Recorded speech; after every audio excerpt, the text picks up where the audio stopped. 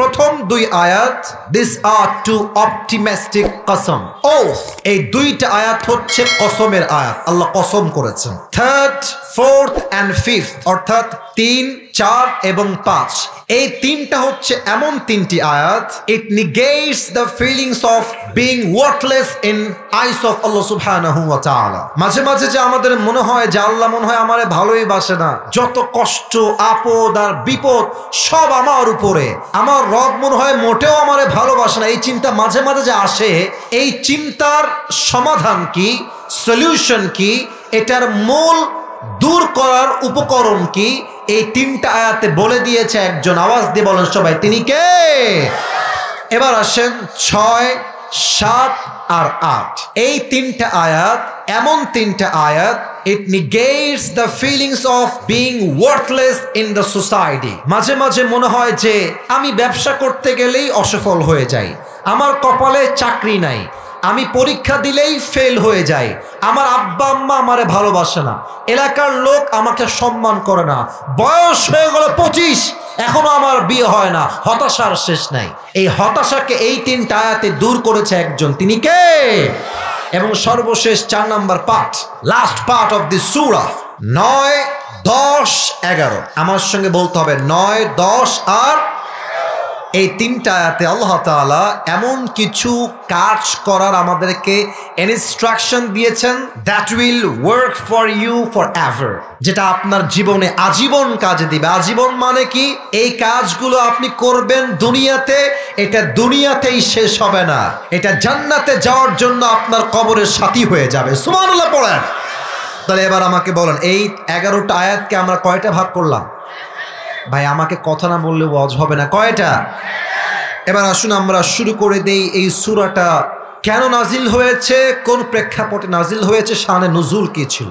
হাদিসে আসছে আল্লাহর হাবিব সাল্লাল্লাহু আলাইহি ওয়াসাল্লামের কাছে সব সময় প্রত্যেক সময় কন্টিনিউয়াস প্রসেসে ওহী নাজিল হতো, কয়েকদিন পর পর ওহী আসতো। হঠাৎ করে ওহী আসা বন্ধ হয়ে গেল, কোথাও আসছে 7 দিন, কোথাও আসছে 2 সপ্তাহ, কোথাও আসছে 18 দিন, কোথাও আসছে 2 মাস যাবত ওহী আর নাজিল হয় না।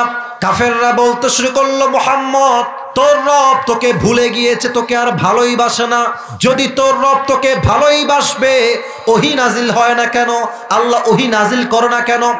আবু লাহাবের স্ত্রী বলছে, ইয়া মুহাম্মদ তোর রব তোর আর ভালোই বাসে না, ভালোবাসলে ওহী নাজিল হয় না কেন? নাউজুবিল্লাহ বলবেন না আপনারা সবাই? আল্লাহ বললেন, নবী আপনি টেনশন করবেন না, নবী চিন্তায় পড়ে গেছে, আমি কি কোনো ভুল করলাম নাকি, আমার দ্বারা কোনো মিস্টেক হয়ে গেল নাকি, ওহী নাজিল হয় না কেন, আল্লাহ কি আমার উপর নারাজ হয়ে গেল নাকি? এই দুশ্চিন্তা দূর করতে আল্লাহ তাআলা সূরাতুদ দুহাকে নাজিল করেছে। সুবহানাল্লাহ পড়বেন না আপনারা? এটা হচ্ছে শানে নুজুল বা প্রেক্ষাপট বা ব্যাকগ্রাউন্ড অফ দিস সূরা। আসুন আমরা আয়াত ভিত্তিক তাফসীরে ঢুকে যাই। প্রথম আয়াত ছোট্ট একটা শব্দ, বাট এর মেসেজ অনেক লম্বা তাফসীরটা। প্রথম শব্দ আল্লাহ তাআলা বলছেন ওয়াদ-দুহা, আলোর শপথ। আমার রংপুরে ভাইরা আমার দিকে তাকায় বলেন তো, এখন যে আমরা বসে আছি চতুর্পাশে কি অন্ধকার না আলো? এই তো আওয়াজ পাচ্ছি, মাশাআল্লাহ। অন্ধকার না আলো? আল্লাহ বলছেন আলোর শপথ, অথবা ওয়াদ-দুহা মানে হচ্ছে সকালের শপথ, সূর্যের আলোর শপথ। এই শপথ দ্বারা আল্লাহ কি বুঝাচ্ছেন? মুরব্বী আব্বাজান আপনার পায়ে আমার হাত, যুবক ভাইরা আপনাদের পায়ে আমার হাত, এই কথাটা বোঝা ট্রাই করেন। আল্লাহ বলছেন নতুন সকালের শপথ, আলোর শপথ। এর দ্বারা আল্লাহ বোঝাচ্ছেন নতুন দিন শুরু হয়ে গেছে, আগে যা হয়ে গেছে অতীতকে ভুলে যাও, নতুন দিন এসে গেছে মানে নতুন চান্স, নিউ অপরচুনিটি, নতুন সুযোগ। আগে যা হয়ে গেছে, আজকের দিনটা আমার সবচেয়ে বেস্ট দিন হবে, ঠিক কিনা বলে? আমি গতবার যখন মিঠাপুকুরে এসেছিলাম, দিনের বেলায় মাহফিল ছিল, আমি একটা কথা সেখানে বলেছিলাম, अगर जिंदगी में आगे बढ़ना चाहते हो तो पीछे देखो कि पीछे क्या गलती हो गया, और अगर जिंदगी को जीना चाहते हो तो आगे देखो। জীবনটা যদি এনজয় করতে চান সামনে তাকান, আর যদি জীবনটা বুঝতে চান পেছনের দিকে তাকান, কি ভুল করেছেন শিক্ষা নেন, উপদেশ গ্রহণ করে সামনে এগিয়ে যান, ঠিক কিনা বলে? পিছনে যা হয়ে গেছে এটা নিয়ে ভাবার সময় আমাদের কাছে নাই। অনেক যুবক দেখবেন যে প্রেম করে ছ্যাঁকা খেয়ে বেকা হয়ে গেছে। এখন গার্লফ্রেন্ডকে আর ভুলতে পারে না। হুজুর আমি তো ভুলতে পারি না হুজুর, আমার তো পড়ায় মনোযোগ নাই, খাওয়ায় মনোযোগ নাই। আরে বেটা, যেই বেড়ি তোরে ছাড়ছে তুই জীবনে ভালো কিছু কর, এর চাইতে 1000 গুণ বেটার অপশন আল্লাহ তোমাকে দান করবে যুবক ভাড়া, ঠিক কিনা বলো? जो हो गया उसके बारे में सोचना नहीं है मेरे दोस्त, मदा मा मदा लैसा लहुल कदा, गुज़श्ता ज़माना कभी वापस नहीं आता। So don't think about your past, think about your present. যে অতীত নিয়ে ভাবে সে অতীতেই থেকে যায়, আর যে বর্তমান নিয়ে ভাবে সে ভবিষ্যতের সামনে এগিয়ে যায়। ওয়াদ্দুহা, নতুন দিনের শপথ, আলোর শপথ। যা হয়ে গেছে হয়ে গেছে, নতুন করে আবার শুরু করো। আচ্ছা বলেন তো সবর কাকে বলে? অনেকে বলবেন সবর মানে শুধু ধৈর্য। না না, সবর কাকে বলে এটা আপনি জীবনেও শোনেন না, আমি আজকে আপনাকে প্রথম বলছি হয়তো বা। সবর কাকে বলে? সবর হচ্ছে পরিস্থিতি আপনার আওতার বাহিরে, পরিস্থিতি আপনার ক্যাপাসিটির বাহিরে। আপনার বাপ আপনার বিপক্ষে, আপনার মা আপনার বিপক্ষে, আপনার বউ আপনার এগেনস্টে, সমাজের লোক আপনার বিপক্ষে, আপনার বন্ধু আপনার বিপক্ষে। এত কষ্ট আপনার জীবনে চলছে, সেই মুহূর্তে 2টা কাজ আপনি মাস্ট করছেন। এক, আপনার স্বপ্নের জন্য যেই কাজ আপনি রেগুলার করেন, সমস্ত কষ্টের মাঝে সেই কাজটা আপনি করেই যাচ্ছেন, এবং হাজারো হতাশা, হাজারো কষ্ট আমার মনে আছে, আমি আল্লাহর আইনের বাহিরে যাচ্ছি না, স্বপ্নের কাজও করে যাচ্ছি কষ্টের মাঝে, আল্লাহর আইনকেও মানছি। এটার নাম হচ্ছে আসল ধৈর্য। কথা বোঝেন না আপনারা সবাই? আচ্ছা মনে করেন যে আপনার গাড়ি আছে, বাড়ি আছে, টাকা আছে, বউ সুন্দরী, বাপ মা আপনার পক্ষে, আপনি কাজ করতে পারবেন, খুবই সাধারণ ব্যাপার, মন তো ভালো, কাজ তো করতেই পারবেন। বাট পুরো সমাজ আপনার বিপক্ষে, আপনার বউ আপনার বিপক্ষে, বন্ধুরা আপনার বিপক্ষে। সেই মুহূর্তে যে তার স্বপ্নের জন্য কাজ করে, তার মতো বীর বাহাদুর আর কেউ হতে পারে না। দিস ইজ কল্ড সবর। এটাই হচ্ছে সবরের মেইন সংজ্ঞা। তো আল্লাহ তাআলা বললেন আলোর শপথ। এবার আল্লাহ বলছেন ওয়াল্লাইলি ইদা সাজা, and the night when it covers with darkness। আল্লাহ বলছেন রাতের শপথ। এই রাত যখন হয় নিঝুম আর নিস্তব্ধ। আবারও বলছি রাতের শপথ, রাত যখন হয় নিঝুম আর নিস্তব্ধ। এবার আমাকে উত্তর করতে হবে মূল ব্যাখ্যা বোঝার জন্য। প্রিয় ভাইরা, কাজ করার সময়, চাকরি করবেন, ব্যবসা করবেন, এই সময়টা কি রাতে না দিনে? দিনে। দিনে বলেন সবাই, রাতে না দিনে? আচ্ছা মনে করেন যে আমি ভোর 6টার থেকে কাজ শুরু করেছি, রাত 9টা পর্যন্ত কাজ করলাম। যদি আমি 9টার পরে না ঘুমাই, তারপরের দিন কি কাজ করা আমার দ্বারা সম্ভব হবে? তার মানে কি কাজের পরে একটা আরামের দরকার। বলেন তো সবাই, আছে না নাই? আল্লাহ বলছেন নবী রাত দ্বারা ওহির আগমন উদ্দেশ্য। হে রাসূল, যদি ওহি অলওয়েজ আগমন হতেই থাকে, ওহির একটা প্রেশার আছে, চাপ আছে। যদি ওহি নাজিল হতেই থাকে, একটা পর্যায়ে গিয়ে আপনি ক্লান্ত হয়ে যাবেন, ওহির প্রেশার আপনি সামলাইতে পারবেন না।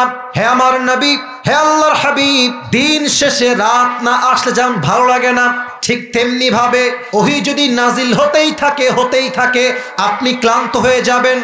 আমি আল্লাহ যে ওহি বন্ধ করেছে এর মানে এটা নয় যে আমি আল্লাহ নারাজ হয়ে গিয়েছি, বরং দিন শেষে রাত আসে শান্তির জন্য। আমি আল্লাহ রাতকে দিয়েছি আরামের জন্য। ওহি নাজিল হতে থাকলে আপনার কষ্ট বেশি বেড়ে যাবে। আপনার কষ্টকে হালকা করার জন্য, শান্তি করার জন্য সাময়িকভাবে ওহিকে বন্ধ করেছে একজন, তিনি কে? তার মানে দিন দ্বারা ওহির আগমন উদ্দেশ্য, আর রাত দ্বারা ওহির অনাগমন উদ্দেশ্য। দিন শেষে রাত না আসলে যেমন বান্দার ভালো লাগে না, এক্স্যাক্টলি ওহি অলওয়েজ নাজিল হলেই নবীর কষ্ট হয়ে যাবে। নবীর কষ্টকে দূর করতে ওহিকে বন্ধ করেছে একজন, তিনি কে? এবার আল্লাহ বলছেন 3 নম্বর আয়াত, শুরু হয়ে গেল 2 নম্বর চ্যাপ্টার। আমি একটা ঘটনা বলতে চাই, আমার কথা কি বোঝা যায়? আসতে বলেন, বোঝা কি যায় না? আল্লাহ বলছেন মা ওয়াদ্দাআকা রাব্বুকা ওয়া মা ক্বালা। নবী, সবাই আপনাকে ভুলতে পারে, আপনার হাত ছাড়তে পারে, বাট আপনার হাত ছাড়বে না একজন, তিনি কে? আমরা যারা এখানে বসে আছি, এখান থেকে নিয়ে এই পুরো এ পর্যন্ত, আশা করছি আপনারা একমত হবেন আমার সাথে। আমি সহ আমরা সবাই যারা এখানে আছি, আমার মনে হয় 99% বললেও ভুল হবে, আমরা 100-তে 100 ভাগই মনে হয় সবাই মধ্যবিত্ত পরিবারের সন্তান এখানে বসে আছে। তোমরা আমার ওয়াজ যদি কখনো শুনে থাকো, আমি একবার আমার ওয়াজে বলেছিলাম যে মধ্যবিত্ত পরিবারের সন্তান মানেই একটা ব্র্যান্ড। যুবক ভাড়া মনে আছে? কেন বলেছিলাম? আপনি আমাকে বাইক দিবেন তাও চলবে, সাইকেল দিবেন তাও চলবে, কার দিবেন তাও চলবে, বলবেন যে কিছুই দিব না, হেঁটে হেঁটে আসো তাও চলবে, কারণ আমি বড়লোক ঘরের ব্রয়লার মুরগি খেয়ে ব্রয়লার মুরগি ছেলে নয়, আমি মধ্যবিত্ত পরিবারের সন্তান, আমি কঠোর পরিশ্রমী সন্তান। ঠিক কিনা বলে? তা আমাদের যাদের মধ্যবিত্ত পরিবার আছে, আমরা বুঝি যে গোস্তের দাম কত বেশি, আমরা বুঝি যে একটা ভালোবাসার দাম কত বেশি, আমরা বুঝি একটা গাড়ির দাম কত বেশি দামি, আমরা বুঝি একটা R15 কত শখের বাইক। যুবক ভাড়া ঠিক কিনা বলো? তবে হ্যাঁ, একটা কথা এখানে মেসেজ দিতে চাই। আল্লাহ বলছে, শোন, তোর যত কষ্ট হোক, যত আপদ আসুক, কেউ তোর পক্ষে নাই। আমি আল্লাহ আগেও ছিলাম, আজও আছি, আগামীতেও থাকবো। ঠিক কিনা বলে? সেই দিন একটা কথা আমি আমার মাহফিলে বলছিলাম যে আমি যখন ওয়াজ মাহফিল প্রথমের দিকে শুরু করেছিলাম, আমার কাছে যত কল আসতো, কলগুলো আমি নিজেই রিসিভ করতাম। এটা আমি কয়েকদিন আগেও আমার মাহফিলে বলেছিলাম। তো হঠাৎ একদিন কল আসলো, আসরের নামাজের পরে একজন মেয়ে কল দিয়েছে।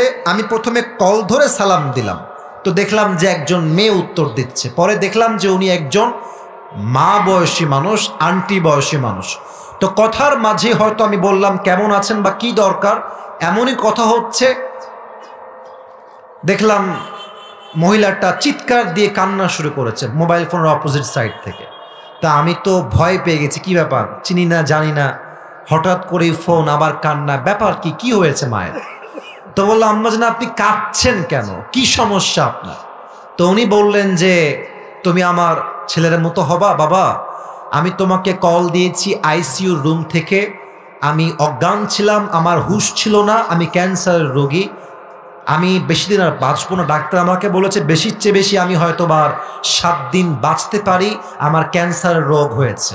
তো আমার মনে হচ্ছে বাবা যে দুনিয়াতে আমাকে আর কেউ ভালোবাসে না, ছেলে মেয়ে বাবা মা, আজকে আমার পাশে কেউ নেই, আমার মনে হচ্ছে আমি কি করব। আমি মাকে বললাম, আম্মা জান 2টা কথা অলওয়েজ মাথায় রাখবেন। 1 নাম্বার কথা, যার কেউ নাই তার কে আছে। এত সুন্দর করে আপনারা বললেন, বলুন সবাই, যার কেউ নাই তার কে আছে। আর একটা কথা আম্মা জান, ডাক্তার আপনার হায়াত আর মৌতের মালিক নয়, মৌত এবং হায়াতের মালিক কে? ডাক্তার যা বলেছে ইটস মেবি, ইটস পারহ্যাপস, এটা হতেও পারে নাও হতে পারে, বাট রবের উপরে যে ভরসা রাখে সে কোনো ঠকতে পারে না। আম্মা জান সবরের পরিচয় দেন, আর আল্লাহ আপনার সঙ্গে আছে, বিশ্বাস রাখেন। তো যাই হোক, কথাবার্তা বলে ফোন কেটে দিয়েছি। লম্বা সময় আর কথাই হয় না। দীর্ঘ 3-4 মাস পরে আমার ফোনে কল আসলো, আমি কল রিসিভ করলাম, ওই সেই মায়ের কল। বললাম কে বলছেন? বলছে বাবা আমাকে চিনতে পেরেছো? বললাম না, কে বলছেন বললে খুব ভালো হয়। তো বলল যে আমি তোমার সেই মা, ওই যে বলেছিলাম আইসিইউতে ভর্তি আছে, তোমার মনে আছে? হ্যাঁ হ্যাঁ আম্মা জান বলেন কি অবস্থা? বলছে বাবা আমার ক্যান্সারই আর নাই, আমি তো বেঁচে আছি, আমার ক্যান্সারই নাই। তো এর দ্বারা শিক্ষা কি পেলেন? যত কষ্ট আসুক, যত অভাব আসুক, আল্লাহ তাআলা বলছেন মা ওয়াদ্দাআকা রাব্বুকা ওয়া মা ক্বালা, তোর পাশে কেউ নাই, মনে রাখিস আমি আল্লাহ তোর সাথে অলওয়েজ ছিলাম, আছি, থাকবো। সুবহানাল্লাহ। ওরে ভাই জোরে কোন সুবহানাল্লাহ। একটা আমল নিয়ে সোজা আল্লাহর কাছে দৌড় দিবে, আল্লাহ ये देखो मुझे एक अमल मिल गया है, मुझे अभी के अभी जन्नत में दाखिल करा दो। আল্লাহ একটা আমল পেয়ে গেছি, জান্নাত দাও। আল্লাহ বলবে ওই কি রে, তোকে একটা আমল কে দিল রে? তোর বাপ দেয়নি, ভাই দেয়নি, বউ দেয়নি, মা দেয়নি, কেউ দেয়নি, কিসনে তুঝে এক আমল দিয়া है, কে দিল? ও বলবে হাদা আখি, this is my brother who has given me this on this, इसने मुझे एक আমল दिया है, এই আমার ভাই একটা আমল দিয়েছে। আল্লাহ বলবে doesn't make any sense, तेरा दिमाग तो ठीक है, बाप ने नहीं दिया, माँ ने नहीं दिया, भाई ने नहीं दिया, बीवी ने भी नहीं दिया, तू कौन होता है एक अमल देने वाला? তুই কেন একটা আমল দিলি? ওই যুবক ডাক দিয়ে বলবে, আল্লাহ मैं क्या बताऊं, मेरे पास अमल है तो बस एक ही अमल है, अगर वो एक अमल है तो भी मैं जहन्नम में जाऊंगा, नहीं है तो भी मैं जहन्नम में जाऊंगा। আমার কাছে আমল আছেই মাত্র একটা, ও থাকলেও আমি জাহান্নামী, না থাকলেও আমি জাহান্নামী। তা আমি ভাবলাম আমার একটা আমল দিয়ে আমার কোনো ভাই যদি জান্নাতি হয়ে যায় তো দয়া করে মায়া করে দান করতে সমস্যা কোথায়? तो मैंने मेहरबानी करके एक अमल जो है वो मैंने अपनी भाई को सदका कर दिया। अल्लाह बोलबे, ओ अच्छा अच्छा, तार माने तुमी रबेर चाইতে বেশি দয়াময় হতে চাও না? আনা রহমান, আনা রহিম, I am the most merciful, I am the most gracious, I am the most kindful Lord, मुझसे बड़ा मेहरबान और कोई नहीं हो सकता। आज तुझे एक अमल मिल गया है, 51 हो गया है, तू जन्नत में जा, मगर तू अकेले जन्नत में मत जाना, जिसने तुझे एक अमल दिया है तू भी जन्नत में जा, उसे भी साथ लेकर दोनों जन्नत में चले जाओ। যাও, দুইজন মিলে জান্নাতে যাও। একজন যাবা কেন? কারণ ইনসাফ হবে, দুই রহমত হবে, এক ইনসাফের বিচার হবে, দুই মায়ার বিচার হবে, দয়ার বিচার হবে। এই জন্য দুনিয়ার জীবনের চাইতে আখিরাতের জীবনকে উত্তম ঘোষণা করেছে একজন, তিনি কে? ওয়ালাল আখিরাতু খায়রুল লাকা মিনাল উলা। চারটা তো বেজেই গেল, আপনারা তো বিরক্ত হয়ে গেছেন নাকি? বিরক্ত হন নাই তো আপনারা? আমি একজন যুবক চাই যার বউ নাই, দাঁড়িয়ে একবার তাকবীর দিবে, লিল্লাহি তাকবীর। বাঘের বাচ্চা কে আছে এখানে? দাঁড়িয়ে যান দেখি।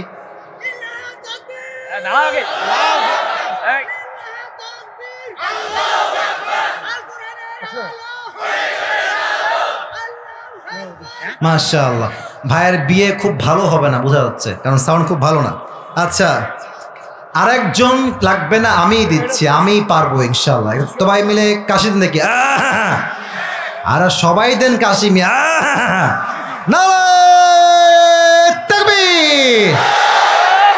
এবার আয়াতগুলোকে আর আহামরি ব্যাখ্যায় যাব না, আমরা সবাই জানি একটা প্রবাদ বাক্য, শেষ ভালো যার সব ভালো তার। দেখা যাক আপনার কতটুকু আমাকে শেষটা ভালো দেন। ওয়ালা সাউফা ইউতিকা রাব্বুকা ফাতারদা। আল্লাহ বলছেন, বান্দা যা যা তোর জীবনে হারিয়েছে, হারিয়ে যাওয়া জিনিস নিয়ে আফসোস করিস না, আমার উপরে ভরসা রাখ। যা হারিয়ে গেছে তার চাইতে উত্তম জিনিস দিবে একজন, তিনি কে? এবার বলেন তো একটা উত্তর আমাকে সবাই দিল থেকে। নামাজের পরে আমরা হাত তুলে এইটা কি করি? মোনাজাত বা দোয়া। বলেন সব, মোনাজাত বা দোয়া। আচ্ছা, অনেকে আমাকে প্রশ্ন করে যে হুজুর দেন দেন আমাকে চা দেন, এখানে দেন। দোয়া করি হুজুর, আমার দোয়া কবুল হয় না কেন? এই প্রশ্ন আমাদের আছে না? ভাই হুজুর কথা কয়, আপনারা কন না, আমাদের দোয়া কবুল হয় না মাঝে মাঝে, এই প্রশ্ন আমাদের সবার আছে না নাই? আমি একটা কথা আপনাকে ইনশিওর করে বলছি, মুরব্বী আব্বা জান, যুবক ভাইরা শুনবেন, আবারও বলছি শোনেন, আবারও বলছি শোনেন, আপনার প্রত্যেকটা দোয়া আল্লাহ কবুল করে নিয়েছে। সুবহানাল্লাহ পড়বেন না আপনারা সবাই? তবে দোয়া কবুলের 3টা সিস্টেম আছে। বলেন সবাই, কয়টা? এক, বান্দা বলবে আল্লাহ গাড়ি চাই, আল্লাহ বলবে যা তোকে এখনই গাড়ি দিয়ে দিলাম, একটা চাওয়ার সঙ্গে সঙ্গেই পেয়ে যাবেন। 2, আল্লাহ বলে বান্দা এখন চেয়েছিস, তবে ওইটা তোর জন্য এখন পারফেক্ট না, আগামীতে পারফেক্ট হবে, একটু অপেক্ষা কর, তোর দোয়া আগামীতে কবুল করবে একজন, তিনি কে? আর একটা দোয়ার সিস্টেম হচ্ছে, বান্দা এখনো দিব না, পরেও দিব না, দুনিয়াতেই দিব না, যেই দিন পরকালে তোর হিসাবে আমল নামা কম হয়ে যাবে, তুই বিপদগ্রস্ত হয়ে যাবি, ওই যে তোর দোয়া কবুল বাকি রেখেছিলাম, ওই দোয়াকে ওয়াসিলা করে তোকে আমি আল্লাহ জাহান্নামী থেকে জান্নাতি মানুষ বানায় দেব। ওয়ালা সাউফা ইউতিকা রাব্বুকা ফাতারদা। Indeed your Lord will give you something that will definitely make yourself happy. Whatever you have lost doesn't matter. Allah will give you something that will definitely make you happy.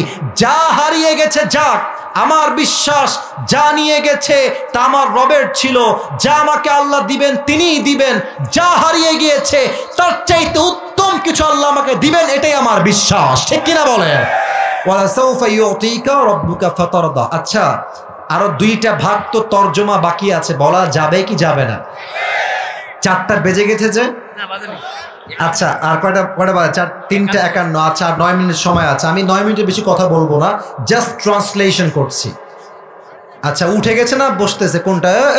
যা যা বসো বসো, খবরদার না, 4টার বেশি ওয়াজ হবে না ভাই। আমাকে সিরাজগঞ্জ যেতে হবে, আমি 2:30টায় আসছি, 2:35-এ অলরেডি আমি এখানে বসে আছি 1.5 ঘন্টা। এটা আমি কোনো দাবি নিয়ে বলছি না, ভালোবাসার জন্য বলছি, আবেগ দিয়ে নয়, বিবেক দিয়ে কাজ করতে হবে, ঠিক কিনা বলে? আসুন আমরা 2টা চ্যাপ্টার শেষ করে দেই। আল্লাহ তাআলা বলছেন আলাম ইয়াজিদকা ইয়াতীমান ফাআওয়া। বলেন তো আমার নবীর বাবার নাম কি ছিল? আব্দুল্লাহ। বলেন সবাই, নাম কি ছিল? এবার বলেন নবীজির মায়ের নাম কি ছিল? বলেন তো নবীজির দাদার নাম কি ছিল? চাচার নাম কি ছিল? আবু তালেব। বলেন সবাই আবু। একের পরে এক সবাই বিদায় নিয়েছে। আল্লাহ বলছেন নবী আপনি তো ইয়াতীম ছিলেন, আপনাকে ইয়াতীম থাকা অবস্থায় আপনার লালন পালন করেছে একজন। আওয়াজ দিয়ে বলেন সবাই, তিনি কে? 1 নাম্বার। 2 নাম্বার, ওয়াওয়াজাদাকা দাল্লান ফাহাদা। হে নবী আপনি পথ ভুলে গিয়েছিলেন, আপনাকে পথ দেখিয়েছে একজন। আওয়াজ দিয়ে বলেন সবাই, তিনি কে? আমি ছোট্ট একটা তাফসীর পেশ করছি, জাস্ট 1 মিনিট সময়। আমি উত্তর চাই সবার থেকে। কেউ উঠে গেলে খবর আছে কিন্তু, বলে দিচ্ছি, একজনও উঠবেন না। বলেন তো দুনিয়ায় আসার আগে আমাদের সকলের বাসা কি জান্নাতে ছিল না জাহান্নামে ছিল? জান্নাতে। বলেন তো আমাদের সকলের আদি পিতা প্রথম পুরুষ প্রথম নবী নাম কি? আদম আলাইহিস সালাতু ওয়াস সালাম। তার বাসা জাহান্নামে ছিল না জান্নাতে ছিল? জান্নাত থেকে আমরা দুনিয়াতে এসেছি। মনে করেন যে এই দুনিয়াটা হচ্ছে একটা কুয়ার মতো। আচ্ছা রংপুরে কোথাও কোথাও কুয়া আছে না? কুয়া। আচ্ছা কুয়াতে আমরা পানি তুলি কি দিয়ে? রশি দিয়ে। আচ্ছা বলেন তো আমি আসিফ হুজুর রশি বাদ দিয়ে এমনি নিজেই পড়ে গেলাম, কুয়াতে পড়ে গেছি, আপনারা আমাকে তোলার জন্য বাঁশ নিবেন না রশি নিবেন? আর কথা কয় না, বাঁশ না রশি? তো দেখেন রশিটা যে দিবেন, রশি হলেই হবে না, এটা হওয়া লাগবে 2টা শর্ত। 1, রশি হওয়া লাগবে মজবুত শক্তিশালী। যদি রশি হয় দুর্বল, কি হবে? আপনি টান দিবেন আমাকে, আমি দড়ি ছিঁড়ে উল্টে আবার পরে দাঁত মাত সব ভেঙে যাবে, ঠিক কিনা বলেন? রশি হওয়া লাগবে মজবুত। 2, রশির গোড়ায় যিনি ধরবেন তার হাত হওয়া লাগবে শক্তিশালী।